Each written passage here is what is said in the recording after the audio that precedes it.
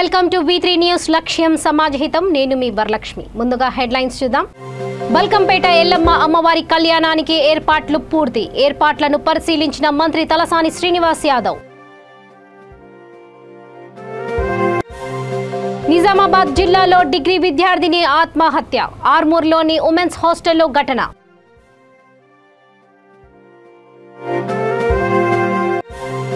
శ్రీకాకుళంలో 100 ఎడ్ల బండ్లతో రైతుల సంఘీభావ ర్యాలీ చంద్రబాబు మినీ మేనిఫెస్టోకు మద్దతుగా 6 కిలోమీటర్ల మేరకు యాత్ర పాస్టర్ నియామకంలో వైసీపీ టీడీపీ నాయకుల మధ్య ఘర్షణ ప్రకాశం జిల్లా తోకపల్లి గ్రామంలోని ఎస్సీ కాలనీలో పరువులకి గాయాలు బల్కంపేట ఎల్లమ్మ అమ్మవారి కళ్యాణానికి ఏర్పాట్లన్నీ పూర్తయ్యాయని మంత్రి తలసాని శ్రీనివాస్ యాదవ్ అన్నారు 20వ తేదీన జరిగే అమ్మవారి కళ్యాణం ఏర్పాట్లను మంత్రి పరిశీలించారు ఇక్కడ జరుగుతున్న ఏర్పాట్లపై అధికారులకు ఆయన పలు సూచనలు చేశారు కళ్యాణం రోజున అమ్మవారిని దర్శించుకుంటే శుభం జరుగుతుందని భక్తుల విశ్వాసం ఇక్కడికి వివిధ ప్రాంతాల నుంచి భక్తులు తరలి వస్తారు అమ్మవారి కళ్యాణాన్ని టీవీలలో ప్రత్యక్ష ప్రసారం చేస్తారు వివిధ ప్రాంతాల రాష్ట్రాల నుండి లక్షలాది వచ్చే భక్తులకు ఎలాంటి అసౌకర్యానికి గురి కాకుండా అన్ని ఏర్పాట్లు జరుగుతున్నాయి తెలంగాణ రాష్ట్రం ఏర్పడిన తర్వాత బల్కంపేట ఆలయం ఎంతో అభివృద్ధి చెందిందని దీనిని ఒక పుణ్యక్షేత్రంగా తీర్చిదిద్దామని మంత్రి తలసాని శ్రీనివాస్ యాదవ్ తెలిపారు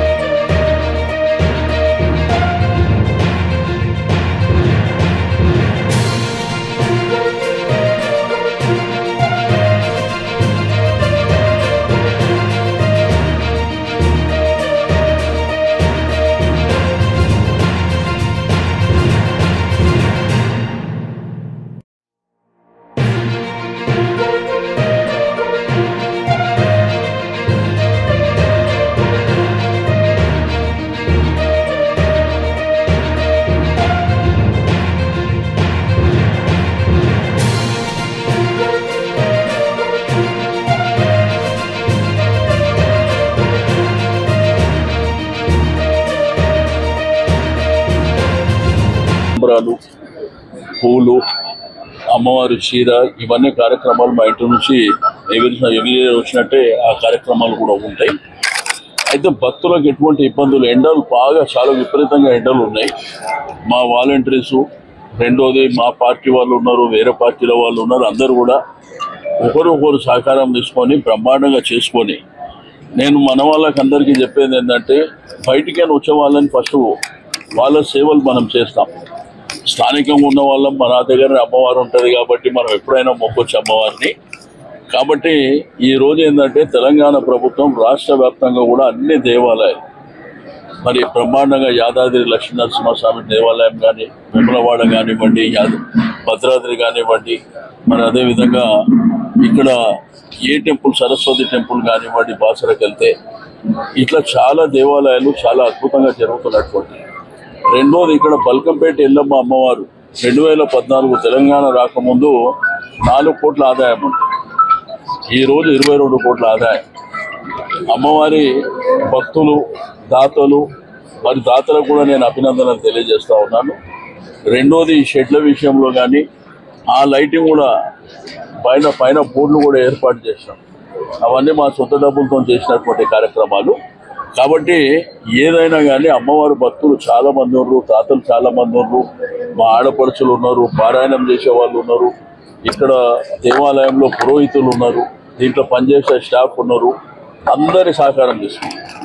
రెండోది అన్ని డిపార్ట్మెంట్, నేను ఒక డిపార్ట్మెంట్ అని చెప్పలేను, అన్ని డిపార్ట్మెంట్ కొంత ట్రాఫిక్ కూడా ఇబ్బందులు లేకుండా పోలీస్ చేస్తున్నటువంటి కృషి కావచ్చు, ల్యాండ్ ఆర్డర్ చేస్తున్నటువంటి కృషి కావచ్చు, జిహెచ్ఎంసీ కానీ, వాటర్ వర్క్స్ కానీ, ఎలక్ట్రిసిటీ డిపార్ట్మెంట్, టూరిజం, కల్చర్, ఇట్లా చెప్పుకుంటూ పోతే అన్ని డిపార్ట్మెంట్ల సహకారంతో ఈ అద్భుతమైనటువంటి కార్యక్రమం. మీ యొక్క మీడియా సహకారం కూడా మీకు కూడా అభినందనలు. ఎందుకంటే మీ మాధ్యమాల ద్వారా విశ్వవ్యాప్తం అవుతుంది. రెండోది ఐఎన్టీఆర్ డిపార్ట్మెంట్ వాళ్ళు లైవ్ పెడుతున్నారు. అదేవిధంగా ఆర్టీసీ వాళ్ళు కూడా పూర్తి సహకారం అందిస్తున్నారు. నిజామాబాద్ జిల్లాలో డిగ్రీ విద్యార్థిని ఆత్మహత్య చేసుకుంది. ఆర్మూర్లోని ఉమెన్స్ హాస్టల్లో ఆమె ఊరి వేసుకుంది.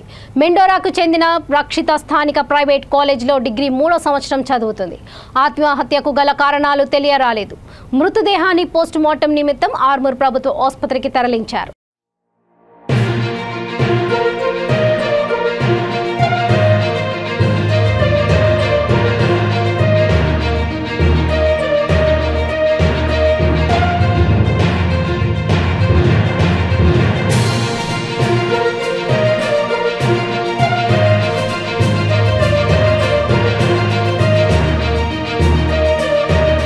మహానాడు వేదికగా తెలుగుదేశం పార్టీ జాతీయ అధ్యక్షులు నారా చంద్రబాబు నాయుడు ఈ 2024 ఎన్నికలకు సన్నద్ధమవుతూ ఆంధ్ర రాష్ట్రంలో రైతులకు వరాలు జల్లుతూ ప్రకటించిన మినీ మేనిఫెస్టోకు శ్రీకాకుళం జిల్లా కార్యకర్తలు సంఘీభావం తెలిపారు. లావేరు మండలంలో దాదాపు 100 ఎడ్ల బండ్లతో ఎచ్చెర నియోజకవర్గ టీడీపీ శ్రేణులతో కలిసి వారు భారీ సంఘీభావ యాత్ర నిర్వహించారు. ర్యాలీ లక్ష్మీపురం నుండి ప్రారంభమై నేతూరు, లోపెంట్లు, కేశవరాయునిపాలెం గ్రామాల మీదుగా దాదాపు 6 కిలోమీటర్ల మేరకు నిర్వహించారు. కార్యక్రమంలో కలిశెట్టి అప్పలనాయుడు, ఎచ్చెర్ల నియోజకవర్గం టీడీపీ నాయకుడు శ్రీనన్న, కార్యకర్తలు భారీ సంఖ్యలో పాల్గొన్నారు.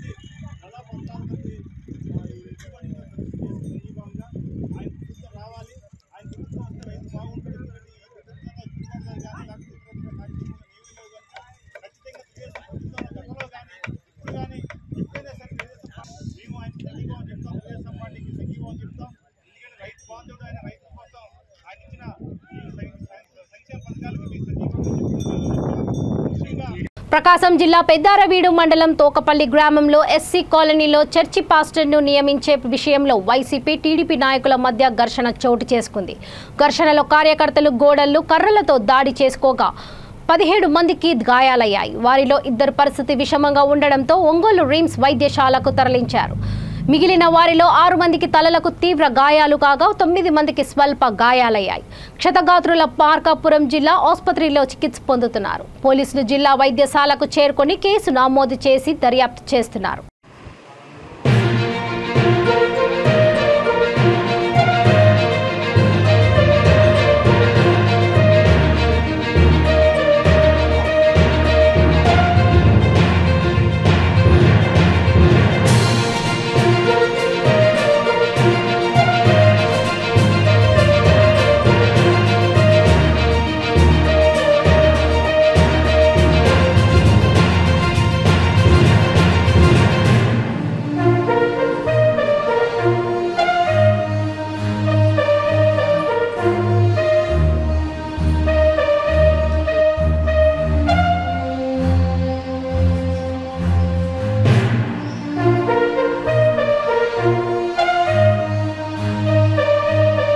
అతిపెద్ద మిలిటరీ అధికారులను సైతం తన మంచితనం మాట తీరుతో బాపట్లకు ఆహ్వానించి మాజీ సైనికుల సమస్యలకు పరిష్కారాలు చూపుతున్న జిల్లా సంక్షేమ సంఘం అధ్యక్షుడు తాండ్ర సాంబశివరావుకు మాజీ సైనిక సంక్షేమ సంఘం సభ్యులు ప్రత్యేక ధన్యవాదాలు తెలియజేశారు. బాపట్ల పట్టణంలో బ్రైస్ మిల్లర్ల అసోసియేషన్ బిల్డింగ్లో అధ్యక్షులు ఎంపీటీసీ సభ్యులు జిల్లా మాజీ సైనికుల సభ ఏర్పాటు చేశారు. ఆ సభకు ముఖ్య అతిథులుగా సికింద్రాబాద్ హెడ్ క్వార్టర్స్ నుండి Telangana Andhra Sabha area deputy general officer commander brigadier Somashekar, colonel వెంట్రన్ జయన్ పాల్గొన్నారు. సుదీర్ఘంగా జరిగిన మాజీ సైనికుల సమావేశంలో ప్రతి వ్యక్తి నుండి సమస్యలను సేకరించి త్వరలోనే వాటిని పరిష్కరిస్తామని బ్రిగేడియర్ సోమశేఖర్ హామీ ఇవ్వటం సంతోషకరమని తాండ్ర సాంబశివరావు తెలిపారు.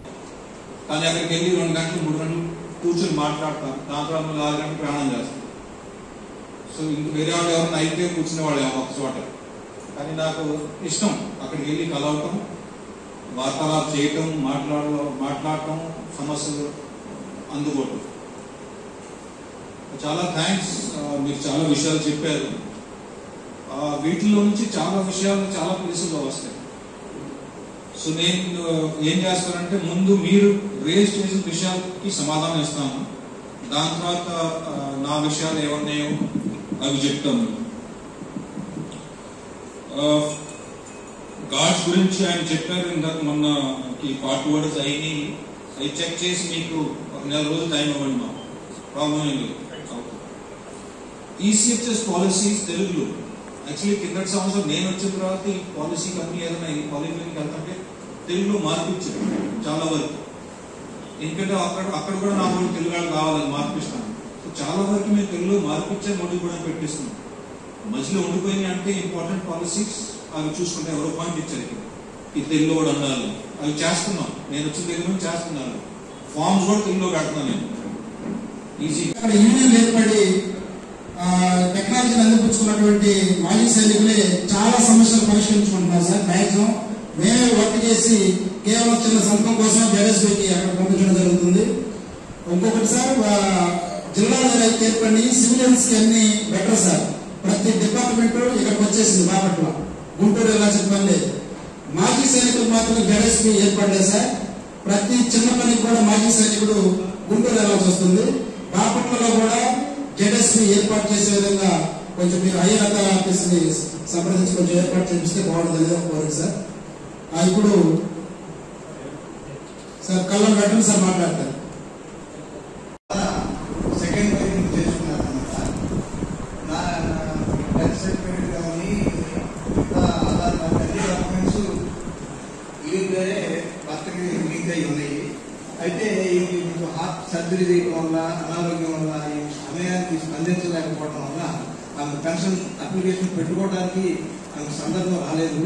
So what are the required documents to apply for the pension?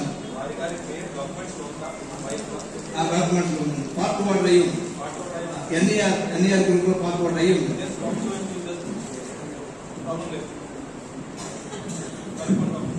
Okay, me documents కూడా అర్థమైందన్న సార్కి మీ డాక్యుమెంట్స్ ఇవ్వండి. కల్లాం సార్కి మీ క్లియర్ చేస్తారు, మాట్లాడతారు పైన అధికారులతో రికార్డ్స్. ఓకే, డాక్యుమెంట్స్ తీసుకుని సార్ కాసేపు. యువనేత రాహుల్ గాంధీ 53వ జన్మదినోత్సవ వేడుకలను బాపట్ల జిల్లా కాంగ్రెస్ పార్టీ ఆధ్వర్యంలో ఘనంగా నిర్వహించారు. జిల్లా అధ్యక్షుడు గంటా అంజిబాబు ఆదేశాలతో జిల్లా కాంగ్రెస్ మైనారిటీ అధ్యక్షులు పఠాన్ రాజేష్ కాంగ్రెస్ పార్టీ నాయకులతో కలిసి కేక్ కట్ చేసి రాహుల్ గాంధీకి పుట్టినరోజు శుభాకాంక్షలు తెలియజేశారు. అనంతరం ప్రభుత్వ ఆసుపత్రిలోని రోగులకు బ్రెడ్లను పంపిణీ చేశారు. ఈ సందర్భంగా పఠాన్ రాజేష్ మాట్లాడుతూ ఎంతో ముందు చూపుతో ఆలోచించే యువ నాయకుడు రాహుల్ గాంధీ లాంటి వారు దేశాన్ని పాలిస్తేనే దేశ ప్రజలకు మంచి జరుగుతుందని అన్నారు. కరోనా ప్రభావం మన దేశంలో రాకుండా ఉండటానికి లాక్డౌన్ ఆంక్షలు విధించాలని, దేశ సరిహద్దులను మూసివేయాలని రాహుల్ గాంధీ మోదీ ప్రభుత్వాన్ని కోరినా పట్టించుకోకుండా నిర్లక్ష్యం వహించారని తెలిపారు. ఆనాడు దేశంలో కరోనా అధిక వ్యాప్తి చెందడానికి మోదీ ప్రభుత్వమే కారణమని పఠాన్ రాజేష్ ఆరోపించారు. ప్రధాని మోదీ ప్రభుత్వానికి చరమగీతం పలికాలని దేశ ప్రజలకు ఆయన కోరారు. ఈ కార్యక్రమంలో కాంగ్రెస్ పట్టణ అధ్యక్షులు దోనెపూడి దేవరాజ్, దండ రేణుక తదితర కాంగ్రెస్ నాయకులు, కార్యకర్తలు, పార్టీ అభిమానులు పాల్గొన్నారు.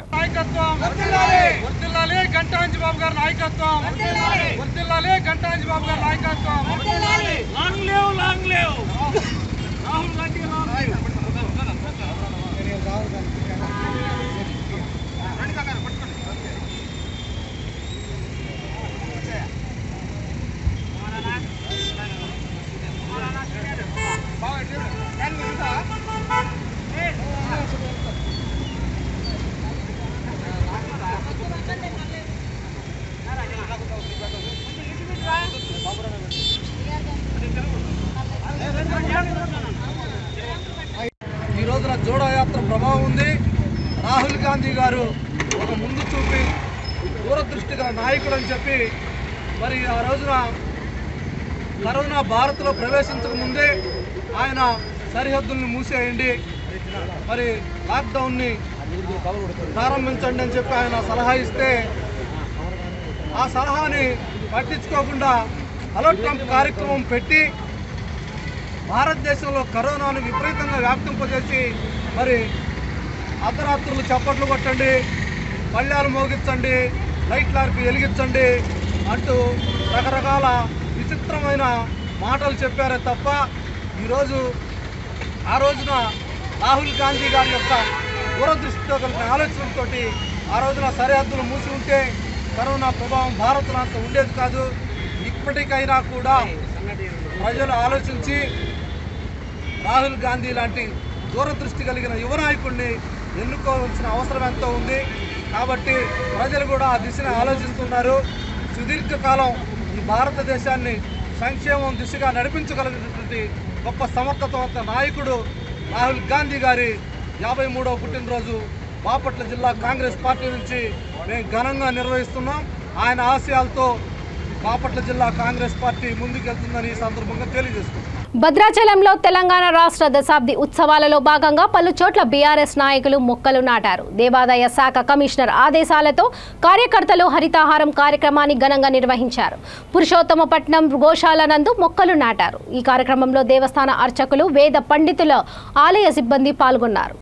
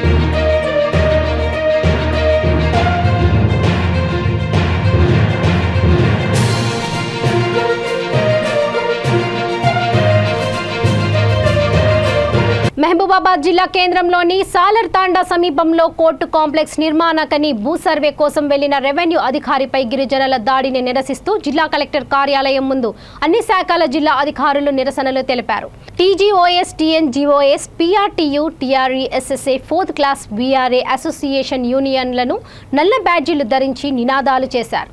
దాడికి పాల్పడిన వారిపై కఠిన చర్యలు తీసుకోవాలని వారు డిమాండ్ చేశారు. కార్యక్రమాలు వచ్చే ప్రభుత్వం చేపడుతుందని ఆశిస్తూ ఈ ధర్నాకు మీరు చేస్తున్నటువంటి ధర్నాకు మా పూర్తి మద్దతును తెలుపుతూ నేను ధన్యవాదాలు తెలుపుతున్నాను.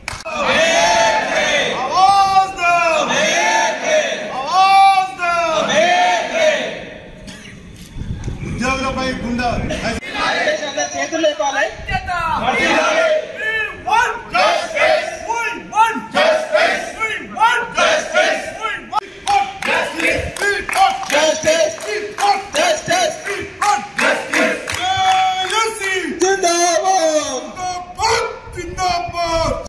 చాలా బాధాకరమైన విషయం.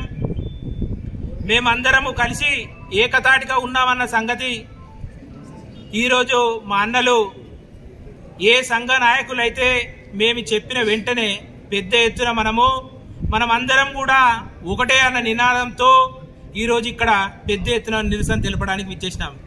నేను ఒకటే తెలియజేస్తున్నా, ఎవరైతే దాడి చేయడానికి ప్రయత్నిస్తులో ఖబర్దార్. మేమందరము ఒకటే, మేమందరము ప్రజల కోసం పనిచేస్తున్నాము కాబట్టి దయచేసి మీరు గమనించాలి.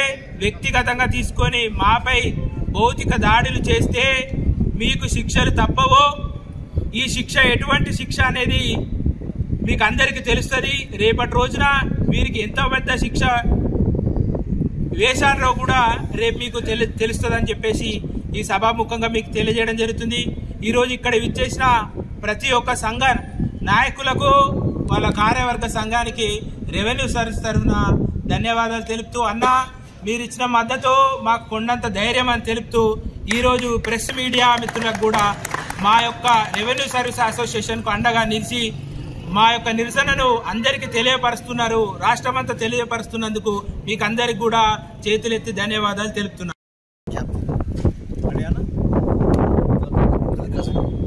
అందరికీ నమస్కారం. నిన్న సాలార్ తండలో మహబూబా తహసీల్దార్ గారు ఇమ్మానియేల్ గారి మీద జరిగిన భౌతికమైన దాడిని టీజీఓస్, టీఎన్జీఓస్ పక్షాన మరియు టెస్రా వివిధ సంఘాల పక్షాన్ని కూడా ఈరోజు నిరసన కార్యక్రమం చేస్తున్నాము. ఇలాంటి హేయమైన చర్యలు పునరావృతం అయితే ఉద్యోగుల తరపున చాలా గట్టి ప్రతిఘటన ఉంటుందని చెప్పేసి మేము ప్రతి ఒక్కరు కూడా తెలియజేస్తున్నాం. ప్రతి ఒక్కరు కూడా ఆలోచించుకోవాలి. ఉద్యోగులు కూడా తెలంగాణ సమాజంలో ఒక భాగమే అన్న విషయం మర్చిపోవద్దు. తెలంగాణ ఉద్యమంలో ప్రతి ఒక్క ఉద్యోగి కూడా ఎంత కీలకంగా వ్యవహరించి మా ఉద్యోగాలను సైతం లెక్క చేయకుండా మేము త్యాగాలకు సిద్ధపడి 42 రోజులు పెండౌన్ కార్యక్రమాలు, వివిధ నిరసన కార్యక్రమాలు కూడా తెలియజేసి సమైక్య ఆంధ్రలో కూడా ఉద్యోగం ఏమాత్రం ఉన్నా పోయినా ఒకటే అన్న కాన్సెప్ట్తో తెలంగాణ ఉద్యమాన్ని ముందుకు తీసుకెళ్లాము. మరి ఈ రోజున తెలంగాణ వచ్చింది. ప్రతి ఒక్కళ్ళు కూడా మనం బంగారు తెలంగాణ గురించి మాట్లాడుతున్నాం. మరి బంగారు తెలంగాణ సకారం సాధ్యం కావాలంటే మరి ఉద్యోగుల పాత్ర లేనిది ఎలా సాధ్యం అనేది కూడా ప్రతి ఒక్కరు కూడా ఆలోచించుకోవాలి. మీడియా మిత్రులు కానీ, సాధారణ ప్రజలు కానీ, ఉద్యోగం చేస్తున్న ప్రతి ఒక్కళ్ళు కూడా మామూలు ఉద్యోగులు కానీ చేసుకోవాలి. సాధారణంగా ఫీల్డ్ లెవెల్లో ఉద్యోగులు ఒక ఉన్నతాధికారి యొక్క ఆదేశాలను పాటిస్తుంటాడు. కలెక్టర్ గారు చెప్తానో లేకుంటే మినిస్టర్ గారు చెప్తానో ఆ యొక్క ఆదేశాలని అమలు చేయడానికే ఫీల్డ్కి వెళ్తుంటాడు. మరి అట్లా ఫీల్డ్కి వెళ్ళిన ఒక వ్యక్తి మీద దాడి చేయడం అనేది ఎంతవరకు సమంజసము అనేది ప్రతి ఒక్కళ్ళు కూడా ఈరోజు ఆలోచించుకొని, ఈరోజు ఒక ఉద్యోగులే కాకుండా మీడియా మిత్రులు, రాజకీయ నాయకులు, సాధారణ పౌరులు అందరూ కూడా మా ఉద్యోగిపై జరిగిన దాడికి సంఘీభావం తెలియజేసి అతని మీద అటెంప్ట్ మర్డర్ ఏ సెక్షన్లో అయితే అర్హుడో ఆ సెక్షన్ మొత్తం పెట్టి మళ్ళీ తర్వాత కూడా ఎలాంటి రాజకీయ ఒత్తిళ్లకు గురి కాకుండా అతను జైలుకి పంపించే వరకు కూడా ఈ ఉద్యమం సాగుతుందని చెప్పేసి నేను ప్రజాసంఘంగా తెలియజేస్తున్నాను. కంపల్సరీగా అతనికి తగిన శిక్ష పడాలని చెప్పేసి టీజీఓస్, టీఎన్జీఓస్ మరియు వివిధ సంఘాల తరఫున మేము ప్రభుత్వాన్ని డిమాండ్ చేస్తున్నాం. Thank you.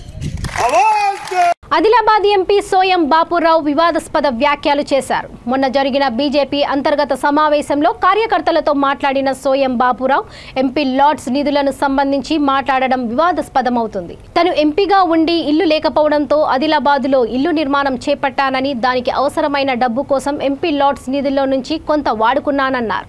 అదేవిధంగా కొడుకు పెళ్లి కూడా చేశానని, అందుకు అవసరమైన డబ్బును వీటికి వాడానని సమర్థించుకునే ప్రయత్నం చేశాడు.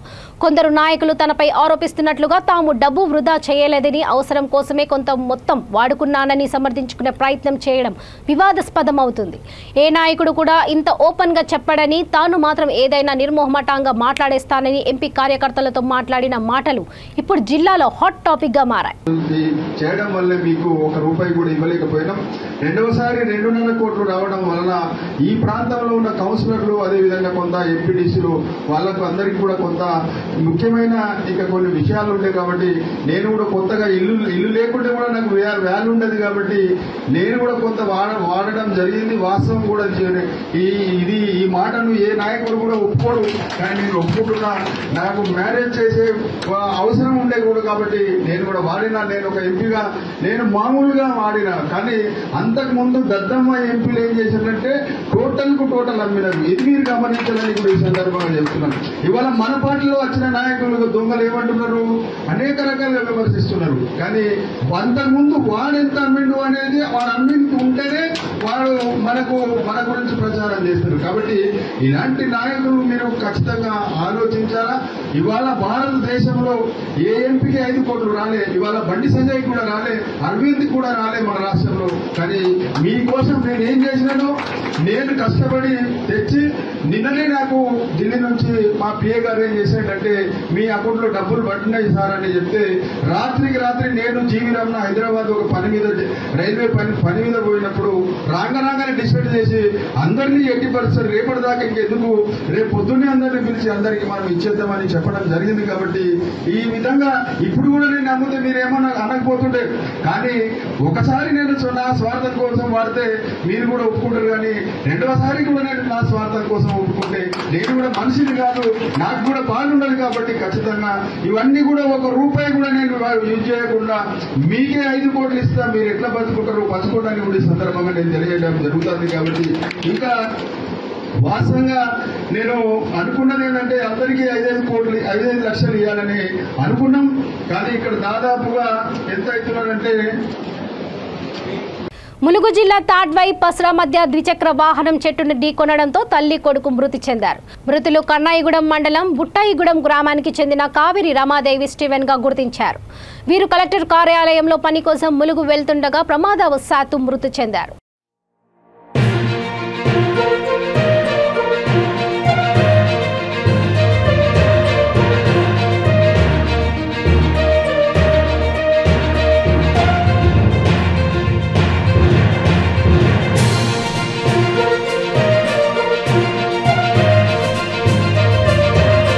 బులెటిన్స్ ముగించే ముందు ముఖ్యాంశాలు మరోసారి. బల్కంపేట ఎల్లమ్మ అమ్మవారి కళ్యాణానికి ఏర్పాట్లు పూర్తి. ఏర్పాట్లను పరిశీలించిన మంత్రి తలసాని శ్రీనివాస్ యాదవ్.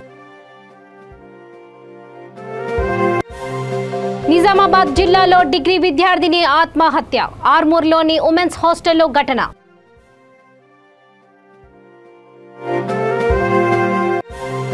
శ్రీకాకుళంలో 100 ఎడ్ల బండ్లతో రైతుల సంఘీభావ ర్యాలీ. చంద్రబాబు మినీ మేనిఫెస్టోకు మద్దతుగా 6 కిలోమీటర్ల మేరకు యాత్ర.